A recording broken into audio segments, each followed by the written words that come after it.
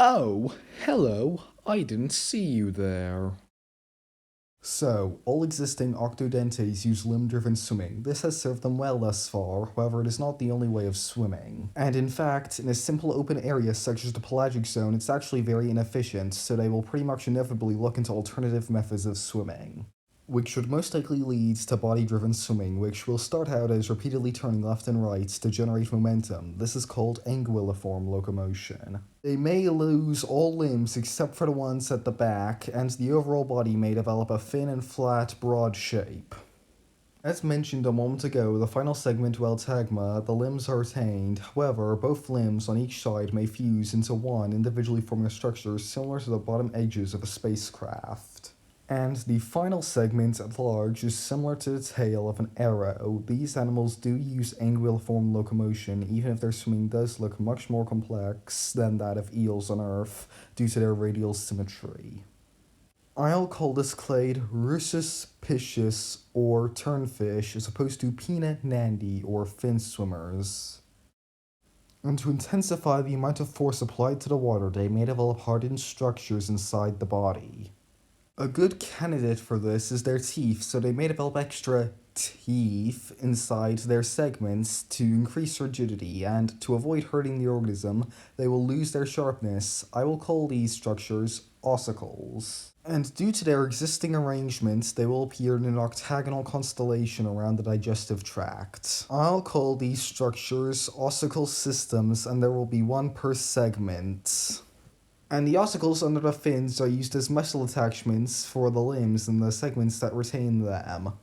I'll call this subphylum Danes ossa or tooth bones as opposed to Mollis piscis or soft fish. And some species may further increase the force of their turns by fusing all the ossicles in their last segments into one structure encasing the digestive tract and nerve cords, which I'll call a super ossicle. I'll call this clade Magnosa or big bones as opposed to Basicassa or basic bones. And a quickly evolving subclade of these may evolve a super ossicle in the head to protect the brain. However, the first segment has no ossicles if the teeth are not counted, so the first and second segments may tagmose, forming a single skull ossicle. And having such a long, rigid object in their front may make it hard for them to turn side to side in this area of the body, which may serve as an impetus for the development of subcorrentiform locomotion, which only the last 2/3 of their body are used for propulsion.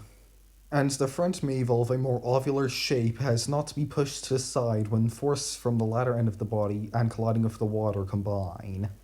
And in the back of the body, adaptations to propulsion are intensified for obvious reasons.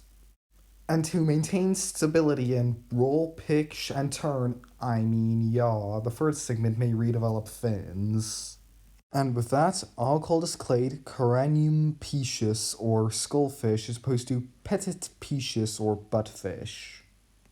Okay, so it's the outro now. Two things I will note. First of all, I've changed the way the tooth design of the Octo-dentes works. So previously I did it with 3 teeth, and basically the way it worked is there was 3 teeth there was 3 teeth at the bottom, and then between both sets there was 2 teeth, thus equaling 8 teeth, but now I draw it as in a different way, where it's just 4 teeth and there's 4 teeth below. I think that's a more realistic depiction of them. It's just a small stylistic change, but I think it's an important one for accuracy. But yeah, and also, another thing about this production of this video, I'm in a hurry to get it out. I have currently 6 minutes to get it out before it'll be a video to come out in December, which I don't want, so yeah, I'm in a hurry. As a whole, I'm kind of annoyed by a short length for this video, but it was also a lot of work to get out. I feel like it's not a 4-minute video. I feel like it's one of those 8-minute videos like the macrobacteria video. But yeah, so I'm a bit stressed now. I don't know if I'll actually succeed in this because transferring data takes time, so I'm gonna go now. Bye.